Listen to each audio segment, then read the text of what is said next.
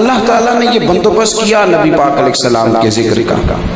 حضور کی احادیث ساری محفوظ ہیں اور نبی پاک صلی اللہ علیہ وسلم کی نا سیرت مبارکہ محفوظ ہے. یعنی آپ کو ایسا نہیں ہے کہ آپ اب ہمارا مسئلہ یہ ہے نا کہ ہم نے کاروبار، ہم نے نماز سیکھی ہے حضور کے دین کے نمائندے سے، علامہ صاحب سے، قاری صاحب سے، لیکن تجارت ہم نے سیکھ لی ہے کسی دکاندار سے. یہ ہماری غلطی ہے. حالانکہ نبی پاک علیہ السلام کی ساری سیرت محفوظ ہے. اگر حضور ہمیں نماز پڑھنے کا طریقہ بتلاتے ہیں تو دکان چلانے کا طریقہ بھی بتاتے ہیں. لیکن دکان چلانے کے لیے تو ہم نے کسی دکاندار کے پاس 2 مہینے لگا لیے، لیکن اگر اس کے ضوابط بھی سیکھتے تو حضور کی ساری سیرت اور کمال درجے محفوظ ہے. اور سیرت مبارکہ کے ایک ایک پہلو پر آپ کو درجنوں مقالات ملیں گے. پتہ نہیں میں کیا کہہ رہا ہوں، آپ سمجھے میری بات. یعنی ایک پہلو پر ایک چیز نہیں، آپ ایک زاویے سے کسی چیز کو پڑھنا چاہیں تو وہ بھی ملے گی، پھر ایک اور زاویے سے اسی کو پڑھنا چاہیں تو وہ بھی ملے گی، پھر اسی کو ایک تیسرے زاویے سے دیکھنا چاہیں تو اللہ کے فضل سے وہ بھی ملے گی. یعنی محبوب کی ہر بات اتنی مزیدار ہے، یعنی ہر بات اتنی مزیدار ہے. یعنی نبی پاک صلی اللہ تعالیٰ علیہ وسلم مسکرا کے دیکھیں تو اس میں بھی بڑے کمال ہے. اور ایک دن ایک صحابی کو ڈانٹ دیا تھا تو کسی نے کہا حضور آپ نے ڈانٹ دیا ہے، پر میں جسے ڈانٹ بھی دوں نا اسے بھی اللہ فرض نماز جتنا ثواب عطا کرتا ہے. آپ اندازہ کریں گے کہ جس پہلو سے بھی، یعنی جس زاویے سے بھی آپ سرکار کی سیرت مبارکہ کو دیکھیں گے نا. ابھی آپ سن رہے تھے سرور کہوں کہ مالک و مولا کہوں تجھے، باغ خلیل کا گلے زیبا کہوں تجھے. اور پھر بریلی کے امام فرمانے لگے تیرے تو وصف عیب تناہی سے ہیں بری. یعنی وہ صرف جملہ نہیں کہتے، وہ جو ان پہ بیت رہی ہوتی ہے وہ کہتے ہیں. وہ کہتے ہیں میں نے 1000 کتاب لکھی ہے، الفاظ کے بام و در سے میں آگاہ ہوں، فقہ میں جانتا ہوں، حدیث میں نے پڑھی ہے، لیکن جب آتا ہوں نا حضور کی شان بیان کرنے پہ تو میرے لیے مشکل ہو جاتی ہے. کیا ہوتا ہے اتنا پڑھا لکھا آدمی، اپنے دور کا سب سے بڑا عالم اور مجدد، فرماتے ہیں یہاں آتا ہوں تو پریشان ہو جاتا ہوں اور مجھے کہنا پڑتا ہے کہ حیران ہوں میرے شاہ، میں حیران ہوں میرے شاہ کہ میں کیا کیا کہوں تجھے، کہاں سے بات شروع کروں، کہاں ختم کروں، کون سا پہلو چھیڑوں اور کس طرف جاؤں اور کس طرف نہ جاؤں. میرے بھائی ہر بات میرے محبوب کی. اللہ تعالیٰ نے حضور کے ذکر کے لیے یہ بندوبست فرمایا ہے، نبی پاک کے تذکرے کے لیے یہ بندوبست کیا ہے. سرور کائنات کی ہر بات، حضور کا مسکرانا بھی محفوظ ہے اور صاحبزادے کے وصال پر آنسو بہانا بھی کتابوں میں موجود ہے. نبی پاک صلی اللہ تعالیٰ علیہ وسلم کا عطا کرنا بھی کتب حدیث میں موجود ہے، اور جو لینے آیا ہے اس کی اصلاح کرنا بھی میرے محبوب کی سیرت میں موجود ہے. یعنی ہر چیز.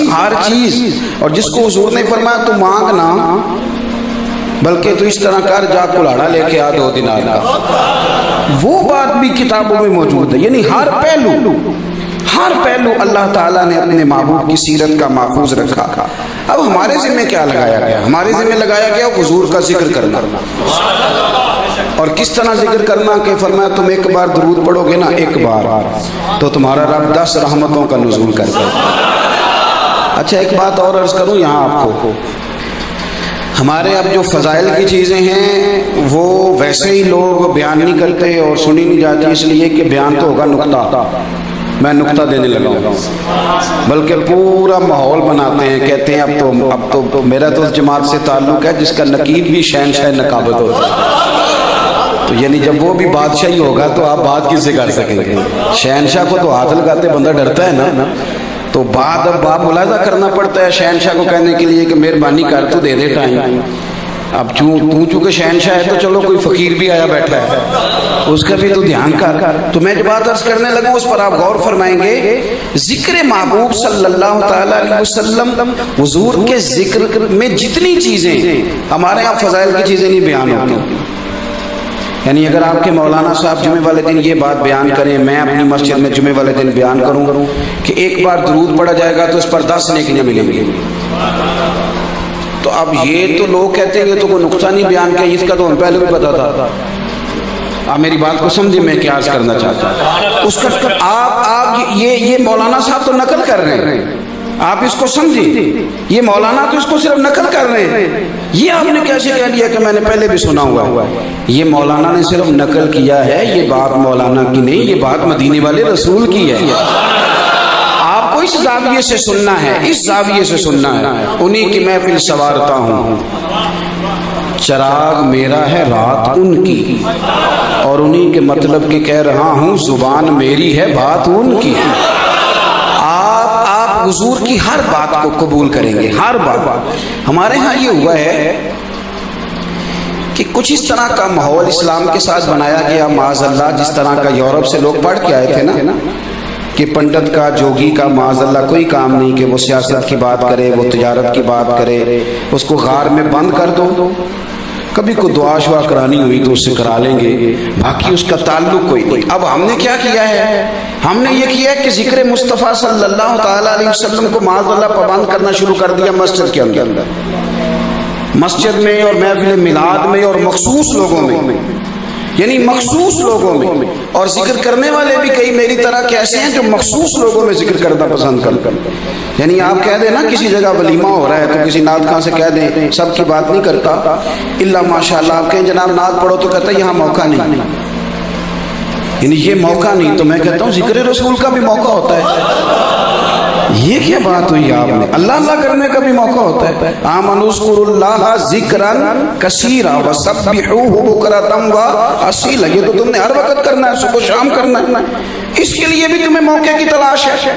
تو ہم یہ کرتے ہیں کہ ہم اس کو مسجد کے ساتھ پابند کرتے ہیں. یہ طریقہ ہمارا درست, یعنی اگر کوئی مولانا صاحب مل جائیں تو چلو جی کو نعت سناؤ, ٹھیک ہو گیا. تو جب آپ بچے کے دن طے کرنے بیٹھے تھے, اس وقت بھی حضور کے غلام ہے کہ نہیں, تو اس وقت بھی بلائے نا کسی مولانا کو, کہیں سنائے ذرا اس موقع پر میرے نبی کا کیا حکم ہے. یہ بھی ذکر رسول ہے, اس پر بھی توجہ کریں. ہر موقع پر, یعنی ہر موقع پر. حضرت عثمان غنی رضی اللہ تعالیٰ عنہ نہ جا رہے تھے, برادری کے لوگوں نے میٹنگ میں بلایا, تو نبی پاک صلی اللہ علیہ وسلم نے فرمایا یہ تہمت اور یہ تمہارا جو پجامہ ہے نا, یہ ٹخنوں سے نیچا تکبر کے طور پر نہیں ہونا چاہیے. اگر تکبر کی وجہ سے کچھ لوگ نا, آپ تو خیر شہر میں رہتے ہیں, میں پینڈو ہوں, تو میں نے دیکھا ہے کہ وہ جو پرانے زمانے میں لوگ ہوتے تھے نا, تو وہ جب تہمت پہنتے تھے تو وہ نیچے کر کے باندھتے تھے. کئی دفعہ تو وہ زمین سے نا گھسیٹتا جاتا تھا, مٹی بھی ساتھ. یہ تکبر کی, کپڑا مہنگا تھا, آپ کو پتہ ہے وہاں عرب شریف میں تو کفن کے لیے لوگوں کو کپڑا نہیں مل رہا تھا, مہنگا تھا. تو جو چودھری بندہ ہوتا تھا مالدار, وہ ذرا لمبا کرتا پہنتا تھا. تو نبی پاک صلی اللہ علیہ وسلم نے منع فرمایا جس نے تکبر کے طور پر یہ کام کیا, اس کا اتنا کپڑا یہ نہ سمجھے میرے وجود پہ ہے, وہ اتنا کپڑا جہنم میں. حضرت عثمان غنی رضی اللہ تعالیٰ عنہ مالدار آدمی, یہ برادری کی میٹنگ میں تشریف لے جا رہے تھے, لیکن تھوڑا پجامہ اونچا تھا, تہمت ذرا اونچا تھا. آپ کا ایک عزیز مل گیا تو کہنے لگا عثمان میٹنگ میں جا رہے ہو یار, مسئلہ برادری کا ہے.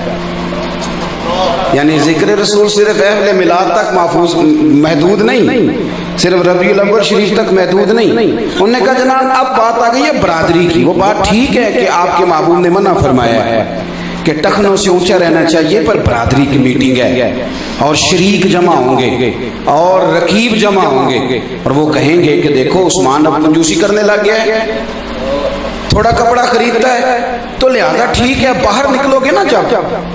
میری بات کی سمجھ آ رہی ہے کہ نہیں؟ میں کیا کروں, میں کس طرح یہ بتاؤں آپ کو کہ بہت سارے دینداروں کا پتہ ہی تب چلتا ہے جب ان کے گھر میں شادی ہوتی ہے. دینداری کا پتہ ہی تب چلتا ہے جب گھر کے اندر ساری برادری جمع ہوتی ہے. عشق رسول تو اس دن سمجھ میں آتا ہے, مسجد میں تو سارے ہی عاشق رسول ہیں. عشق کا پتہ تو تب چلے گا جب دکانداری کریں گے, عشق کا پتہ تب چلے گا جب لین دین کریں گے, عشق کا پتہ تب چلے گا جب دیانتداری کا مظاہرہ کریں گے. تو فرمایا کہ میں, آپ غور کریں گے جی میری بات پر. حضرت عثمان غنی رضی اللہ تعالیٰ عنہ سے کہنے لگے کہ فی الحال آپ کپڑا نیچا کر لیں, برادری کی میٹنگ میں جائیں, اور وہاں سے جب لوٹ آئے نا تو پھر آپ بے شک جو مرضی کیجیے گا, ورنہ وہ لوگ تانا دیں گے. تو یہ بات اب ہمارے بچے بھی ہمیں کہہ دیتے ہیں کہ زمانہ بدل گیا جائے، تھوڑا سا کر لیں، کوئی نجی دنیا داری بھی رکھنی پڑتی ہے۔ یہ سارے مشورے ملتے ہیں۔ جب حضرت عثمان غنی سے کہا نا تو حضرت عثمان غنی رضی اللہ تعالیٰ عنہ جب عشق سکھاتا ہے آداب خود آگاہی، پھر کھلتے ہیں غلاموں پر اسرار شہنشاہی۔ حضرت سیدنا عثمان غنی رضی اللہ تعالیٰ عنہ فرمانے لگے کیا کہا تم نے برادری کی میٹنگ ہے اور برادری مجھے تانا دے گی؟ آپ فرمانے لگے سن، مجھے تمہاری برادری کی ضرورت نہیں، مجھے مدینے والے رسول کی ضرورت ہے، مجھے اپنے نبی کی حاجت ہے، تمہاری ضرورت نہیں۔ اور پھر مان لگے سن، تم نے تو بلایا تو میں آ گیا ہوں، ورنہ اگر تم نے میری برادری دیکھنی ہے تو وہ دیکھ کالے رنگ والا حبشی غلام جا رہا ہے، وہ میری برادری ہے، وہ میرا قبیلہ ہے، اس لیے کہ میرے نبی کا کلمہ پڑھتا ہے۔ تو ہم لوگوں نے کیا کیا کہ ہم نے نا، اور آپ نے ناراض نہیں ہونا، اب تو ذکر کر دیں، اب تو عشق بھی لوگوں کا کھلا ڈھلا ہے، یعنی عشق بھی مرضی کا ہے، عشق پابندی نہیں۔ حالانکہ جو عاشق ہوتا ہے وہ ہمیشہ اپنے معشوق کا پابند ہوتا ہے۔ کوئی نہیں سمجھ آئی آپ کو میری بات؟ اگر وہ اس کا پابند نہیں ہوگا تو وہ عاشق رہے گا ہی نہیں، اگر اسے تنگ کرے گا تو وہ عاشق رہ سکتا؟ آپ میری بات کو سمجھیں، معشوق کا عاشق ہمیشہ پابند ہوتا ہے۔ آپ پڑھ لیں، آپ دیکھ لیں، ساری داستان عشق، دینی دنیاوی حقیقی مجازی ساری کھول لیں، جو معشوق نے کہا عاشق نے وہی کیا، جو اس نے کہا اس نے کیا۔ یہ بڑے عجیب قسم کے آج کل عاشق پیدا ہوئے ہیں۔ یہ ایک تو اپنی مرضی کی لائٹنگ کرتے ہیں، علماء سے نہیں پوچھتے، جس چوک میں دل کرتا ہے ماڈل بنا دیتے ہیں، یہ بھی نہیں پوچھتے کہ یہاں بنانا تھا کہ نہیں، اور پھر عشق کرتے ہیں نبی پاک سے۔ اور حال یہ ہے کہ رات کو عورتوں کو لے کے جاتے ہیں ماڈل دکھانے کے، عورتوں، وہ مقام جو مقام میں خوف ہے، جہاں نبی پاک صلی اللہ تعالیٰ علیہ وسلم نے سخت تاکید کر دی کہ یہ کام کرنے کی تمہیں اجازت، فرمایا یہ جو تمہارا پوری نظر سے کسی کو دیکھنا، یہ تو شیطان کے تیروں میں سے ایک تیر ہے، اس کے واروں میں سے ایک وار ہے کہ تو نے کس قسم کا عشق کیا ہے کہ تم معشوق کی مرضی کے خلاف۔ داتا گانجی بخش علی اجمیری داتا صاحب نے لکھا ہے، فرماتے ہیں کہ یہ جو ہوتا ہے نا محبوب، اس پر غصہ نہیں آتا بندے کو، یعنی بندہ یہ نہیں کہتا کہ جو میرا محبوب ہے اس نے کام صحیح نہیں کیا، محبوب ہوتا ہے، اس پر غصہ، وہ سخت بات بھی کر دے تو محبوب پر غصہ نہیں آتا۔ اور آپ نے بطور دلیل کہ حضرت عبداللہ ابن مبارک کی بات لکھی ہے، وہ کہتے ہیں کہ میں ایک عورت پر عاشق ہو گیا تھا، تو میں اس کے محلے میں جا کے عشاء کی نماز پڑھتا تھا، تو اگر قاری صاحب نماز لمبی کر دیتے تو مجھے ناراضگی ہوتی دل میں، نوجوان تھا، ابھی چیزوں کا پتہ نہیں تھا، کہتے میں رات کو جاتا اور ساری رات گھومتا تو وہ چند لمحوں کے لیے چھت پہ آتی، واپس لوٹ آتا۔ ایک رات میں گیا، قاری صاحب نے نماز لمبی کر دی، مجھے تھوڑی دشواری ہوئی، اس کے گھر گیا، یہ تھوڑا سا اس کو سمجھیے گا چیز کو، کہتے ہیں ساری رات میں اس کے گھر کے چکر لگاتا رہا، ٹھنڈ کی رات تھی اور ساری بیت گئی، وقت کا بھی پتہ نہ چلا۔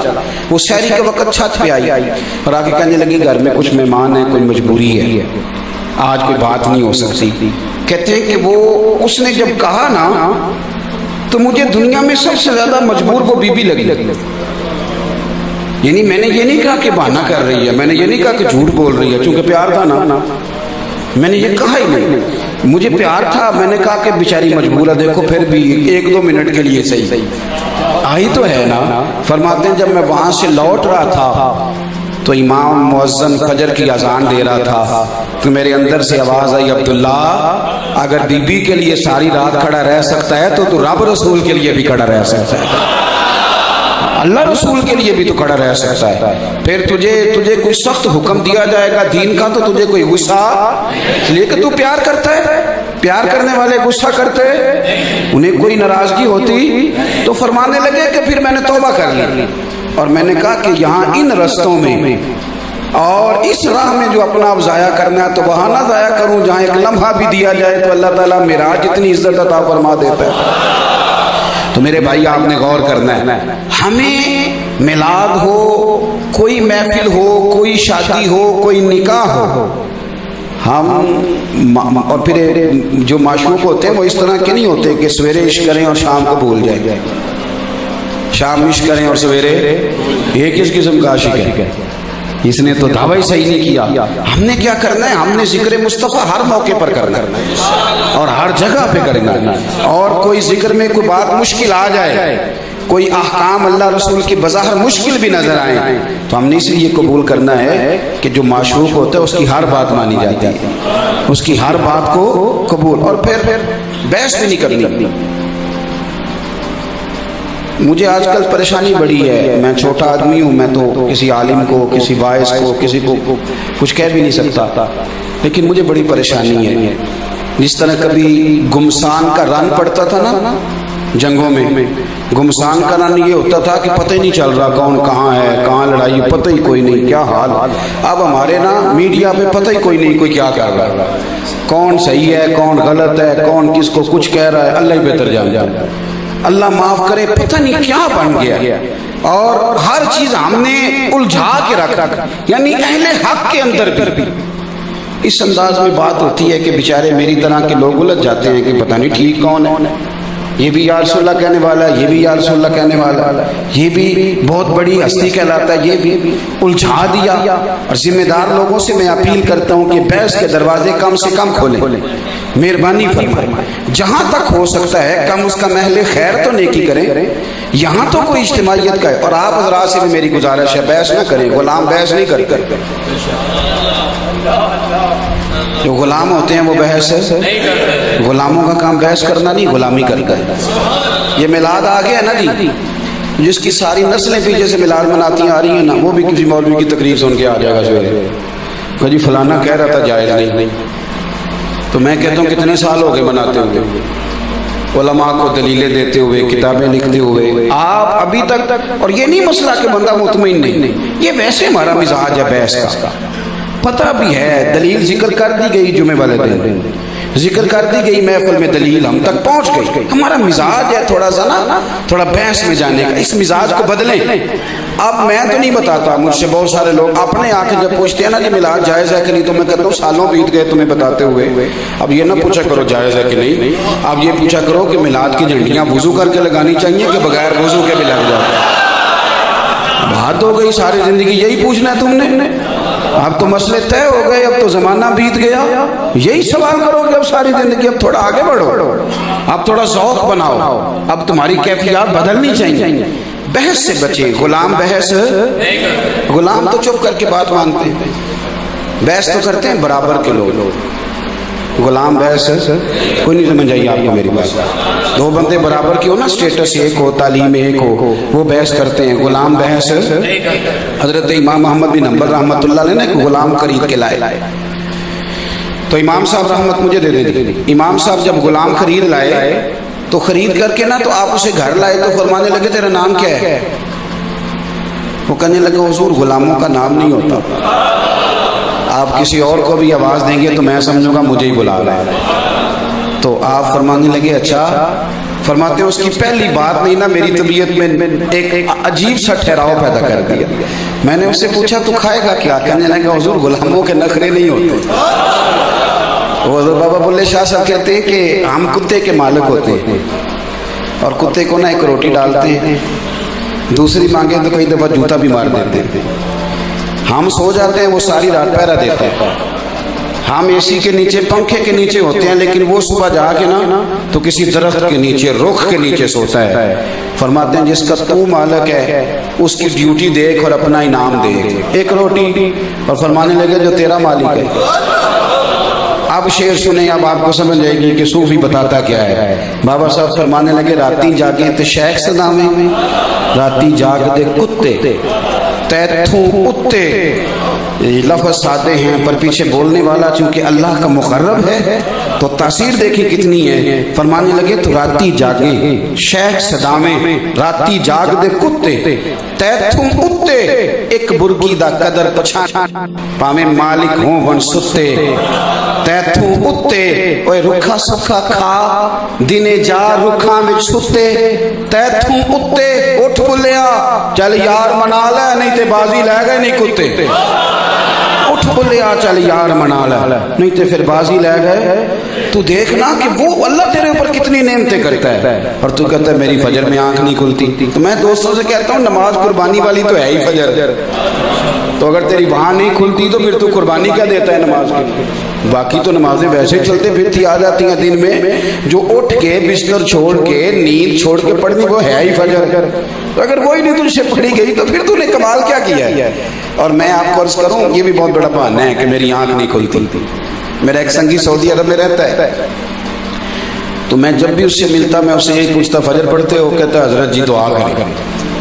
اب یہ بھی بڑا مسئلہ ہے، تنخواہ لینے جانا ہو تو لوگ دعا نہیں کراتے، فٹافٹ بینک پہنچ جاتے ہیں، لیکن نماز کے لیے دعا کراتے ہیں۔ وہاں کوئی تویز یاد نہیں آتا، کوئی نہیں کہتا میرا آج تنخواہ لینے جانے کو دل نہیں کرتا۔ کبھی کہا ہے کسی نے کہ کو تویز دے دیں، فٹافٹ چلے جائیں گے، نماز کے لیے تویز لیتے دعا کریں گے۔ تو جس دن اس کی واپسی کی وہ مجھے ملنے آیا، کہنے لگا سویرے فلائٹ ہے تو میں رات کو مل لوں۔ میں نے کہا کتنے بجے؟ میں نے کہا 4 بجے کی۔ تو میں نے کہا تیری تو رہ جائے گی، تیری تو آنکھ ہی نہیں کھلتی۔ چپ کر کے کہنے لگا جی نہیں وہ 50-55 ہزار روپیہ بھرا ہوا ہے، آج تو لگنی نہیں ساری رات۔ یہ ہنسانے کے لیے نہیں، یہ سمجھانے کے لیے۔ میں نے اسے کہا یار عجیب بات ہے نا، 50 ہزار کے لیے تو رات بیدار رہ لیتا ہے، تو اپنے رب کے لیے کیوں نہیں بیدار رہتا؟ بات کو سمجھے۔ میرے رب نے شکوہ کیا، فرمایا لوگوں نے اللہ کی قدر نہیں کی جس طرح کرنی چاہیے، قدر نہیں کی، تو سمجھا ہی نہیں یار، تو خیال ہی نہیں آیا۔ یہ میں نے اس جمعے دوستوں سے کہا، میں نے کہا تم کہتے ہو کہ ذکر کے لیے ٹائم نہیں ملا، اور جسے سگریٹ کی عادت ہو نا وہ محفل چھوڑ کے کہتا ہے 5 منٹ آیا، مصیبت بنی ہوتی ہے اس کی جان کو، ڈھونڈتا پھرتا ہے اچھی محفل میں بیٹھا ہو۔ سگریٹ والا جا کے کسی کونے میں اپنے من کی پیاس بجھاتا ہے، تو درود و سلام والا ہے، اور تجھے پیاس ہی نہیں لگی درود شریف کی، یہ تڑپ ہی نہیں ہوئی اللہ کے ذکر کی، تو نے مزاج ہی نہیں بنایا۔ بس چونکہ بات ختم کرنی ہے، حضرت امام احمد بن حنبل کہتے ہیں میں نے اس سے پوچھا تیرا نام؟ کہنے لگا حضور غلاموں کا نام نہیں ہوتا، آپ کسی اور کو بھی آواز دیں گے تو میں سمجھوں گا مجھے ہی بلا رہا۔ فرمایا کھائے گا کیا؟ کہنے لگا حضور غلام کے نخرے نہیں ہوتے، آپ جو کھلائیں گے میں چپ کر کے کھا لوں۔ امام صاحب فرماتے ہیں مجھے وجد ہو گیا اس کی بات۔ میں نے کہا کمرہ پہچان لے کہاں رہے گا؟ کہنے لگا حضور پھر آپ نے کہا غلاموں کی مرضی نہیں ہوتی، آپ اشارہ کریں یا سو جا، میں چپ کر کے سو جاؤں گا۔ ہم نے نہ کبھی قطرے پہ غور کیا اور نہ دریا دیکھا، بس جہاں تیری جھلک دیکھی وہیں ڈوب گئے، آپ حکم کریں میں سو جاؤں گا۔ تو امام صاحب فرماتے ہیں اٹھ یار میرے سینے سے لگ اور جا، تو آزاد ہے، تو غلام نہیں، تو آقا بننے کے قابل ہے۔ تو میری عرض سنیں، میری عرض سنیں، یہ میلاد شریف کا مہینہ ہے، مہربانی فرمائیں آپ حضرات تھوڑا ذوق پیدا کریں۔ ایک تو میلاد سارا درود شریف پڑھ کے گزارا، اور محفل میلاد بھی کریں تو بڑے ذوق سے کریں۔ یعنی مجھے کچھ لوگوں کو ٹائم دینے بڑا مزہ آتا ہے، بہت زیادہ مجھے شوق ہوتا ہے، اور بعض لوگ ایسے ہوتے ہیں کہ ان کی طبیعت، حالانکہ وہ صوفی درویش عالم مولوی نہیں ہوتے، پر ان کی طبیعت، کئی دفعہ کچھ لوگ آتے ہیں کہتے ہیں پیر صاحب میں نا چھوٹا سا کام کرتا ہوں اور میں ہر مہینے نا 2-4 ہزار روپیہ بچاتا ہوں، اور میں پھر نا سال کے بعد اپنے نبی کا میلاد مناتا ہوں۔ آپ یقین کریں کہ وہ نا ایک عجیب سا ذوق محسوس ہوتا ہے کہ یار کمال نہیں ہوگا۔ یہاں بہت سارے لوگ ہیں جو گاڑیاں کھڑی کریں گے، کہیں گے میلاد کا چندہ دو، گاڑیاں یہ نہ کریں، یہ نہیں کریں گے، اس لیے کہ ہم نے تو بڑے عرصے سے بتایا کہ ہم نبی پاک کے نام کا کھاتے ہیں، تو سارا سال حضور کے نام کا کھانا اور میلاد کو بھکاری بنا دینا، 5-5 روپے اکٹھے کرنا، جانیں بھی قربان حضور کے میلاد کی۔ تو اس لیے پہلی بات تو یہ ہے کہ قوم سے کہنا ہی نہ پڑے، وہ خود آئے کہ جناب یہ ہمارا حصہ لیں، حضور کا میلاد آ گیا، بتائے کہاں اس کو لگانا۔ پہلی بات ہے خوب ذوق سے محفل میلاد کریں، اور اس میں درود شریف پڑھیں، اس میں حضور کے فضائل سنیں، کمالات سنیں۔ کوئی بہت بڑا زبردست خطیب بلانے کی ضرورت نہیں ہے، آپ کے جو امام صاحب ہیں، کوئی طالب علم دین کا، کسی مدرسے کا، اور طالب علموں کی ویسے بھی حوصلہ افزائی ہو جائے گی اگر آپ یہ نیکی کریں گے تو اس کو بلائیں، اسے کہ یار تجھے جو بھی حضور کی فضیلت آتی ہے تو سنا، اور جس رنگ میں سنا سکتا ہے سنا، ہمیں کیا لگے، ہم نے تو محبوب کی بات سننی ہے۔ تو آپ صحیح العقیدہ لوگوں کو دعوت دیں اور میلاد شریف کی بزم کریں۔ دوسری میری گزارش یہ ہے کہ میلاد کا لنگر چھتوں سے نہیں پھینکنا، دوستوں کی دعوت کرتے ہو تو شاپر چھت سے پھینکتے ہو، یہ تیری دعوت پکائی ہے تو یہ لے، تو یہ تو مدینے والے کے نام کی دعوت، کم از کم پلیٹ میں رکھ کے کھانا کھلا دے۔ اور میری گزارش ہے،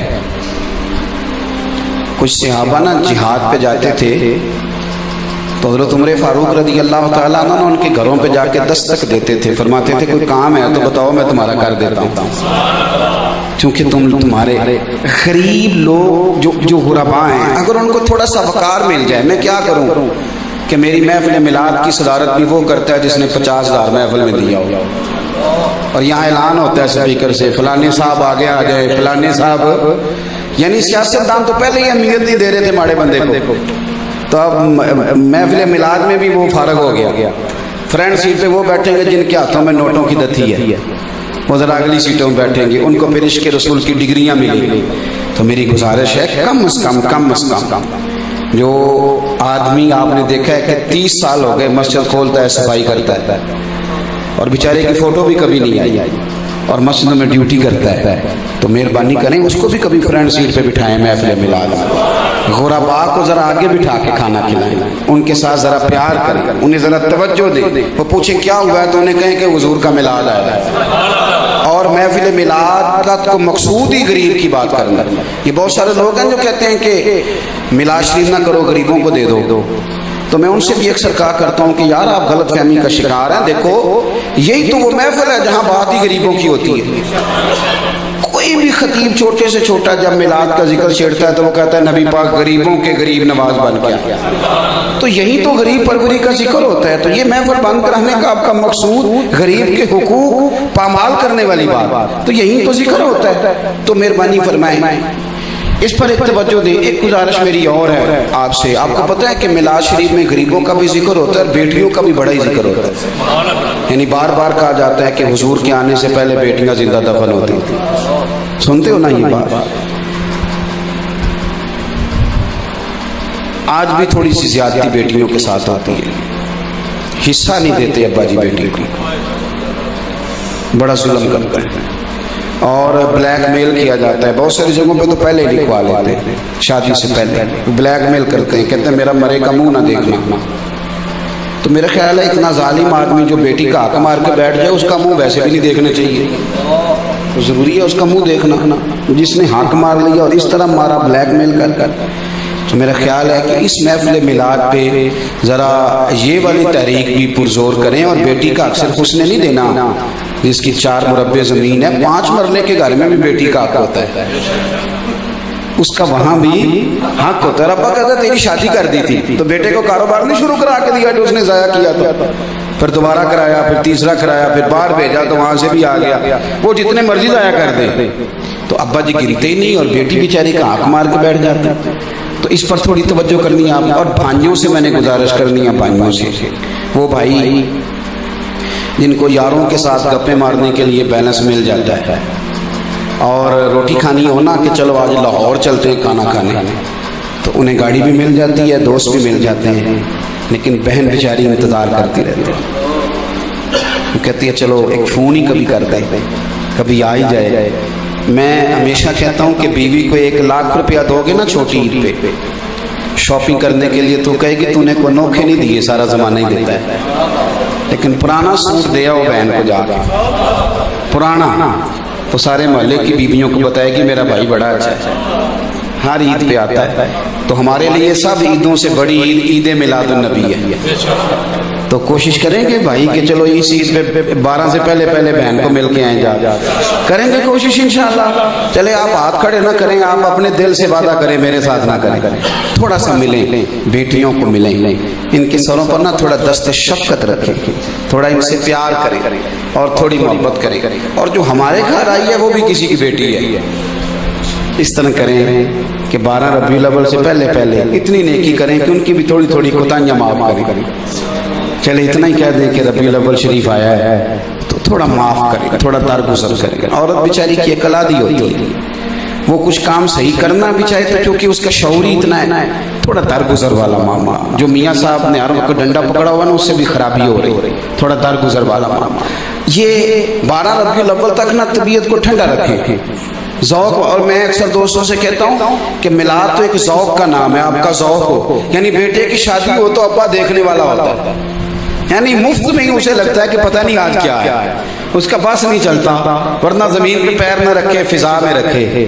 تو مجھے ایک دوست نے کہا میں یکم ربیع الاول کو نا لائٹیں لگوا دیتا ہوں مسجد پہ اور اپنے مکان کی چھت پہ بھی. تو مجھے ایک صاحب نے کہا کہ یکم کوئی لگوا دی ہیں, اور میں نے کہا میرے جیسے بندے تو سلام کسی نے نہیں لینی تھی. تو یہ کرم حضور کا جب سے ہوا ہے نا, میرا بس نہیں چلتا, میں تو تارے توڑ کے مسجد پہ لگوا دوں میلاد کے بس. تو ذوق آپ بنائیں گے تو پھر آپ کو میلاد شریف کرنے کا مزہ آئے گا. ایک بات آخر میں میری سنیں اور میں اپنی بات کو سمیٹوں. دیکھو نبی پاک صلی اللہ علیہ وسلم کی ساری شانیں ہیں, پر حضور سید عالم صلی اللہ علیہ وسلم نے اپنی جس شان کا بار بار اظہار کیا نا, وہ یہ ہے کہ وَدَاعِيًا إِلَى اللَّهِ بِإِذْنِهِ وَسِرَاجًا مُنِيرًا. حضور نا داعیہ الی اللہ بن کے آیا. آج کل ایک اور بڑی عجیب بیماری شروع ہوئی ہے, کچھ یہ ان پڑھ قسم کے پیر حضرات اللہ ماشاءاللہ, اور کچھ قوال اور کچھ ادیب اور کچھ شاعر اور اب کچھ سیاستدان, انہوں نے ایک نئی بحث چھڑی ہے کہ جی سارے روپ اللہ کے ہیں, اور جو جس کو بھی پکارتا ہے کسی نہ کسی رنگ میں اللہ کو ہی پکارتا ہے. سنتے ہیں آپ بھی یہ باتیں کہ سارے روپ, آپ میری بات کو سمجھ لیں اور اچھی طرح سمجھ لیں. اگر سارے روپ اللہ کے ہی تھے اور پکارنے والے اللہ کو ہی پکار رہے تھے تو پھر نبی پاک نے بتوں کے خلاف جہاد کیوں کیا؟ پکار تو وہ بھی کسی کو رہے تھے نا. خالص توحید اسلام کا مزاج ہے. اور یہ جو کچے پکے نظریات ہیں نا کہ بابا کہہ گیا تھا تو تویز آ گئے, تو یہ ہم تو قائل ہیں تویزوں کی, میں بھی لکھ کے دیتا ہوں, لیکن خدا را آپ اپنے نظریات کو, نبی پاک صلی اللہ علیہ وسلم نظریات کی حفاظت پر بڑا اصرار کرتے, زور دیتے. حضور کے صاحبزادے کا وصال ہوا تو اسی دن چاند گرہن ہو, سورج گرہن ہو گیا. یہ مسلم شریف ہے. تو کچھ لوگوں نے کہا کہ آج حضور کا بیٹا گیا ہے تو سورج کو بھی گرہن لگ گیا. بڑی تکلیف تھی سرکار دو عالم صلی اللہ علیہ وسلم کو, بظاہر آنکھوں میں آنسو تھے, لیکن اس کے باوجود حضور نے لوگوں کو مسجد میں جمع فرمایا اور جمع کر کے فرمایا میاں یہ سورج گرہن کا تعلق کسی کی موت سے نہیں ہوتا, یہ تو اللہ کی نشانیوں میں سے نشانی ہے. عقائد کی حفاظت. حضرت عائشہ کہتی ہیں نبی پاک صلی اللہ علیہ وسلم کے ساتھ کو بندہ اگر زیادتی کرتا تو حضور معاف کر دیتے, لیکن اگر کوئی دین کی حد توڑتا تو حضور جلال فرماتے. حضور داعیہ الی اللہ. ہم نے کیا کرنا ہے, ہم نے غور کرنا ہے کہ ہمارے گھروں میں, گھروں سے باہر جو حدود اللہ کی تیزی سے پامالی ہو رہی, اس پر ہم نے تھوڑا تھوڑا اپنے آپ کو کھڑا کرنا ہے.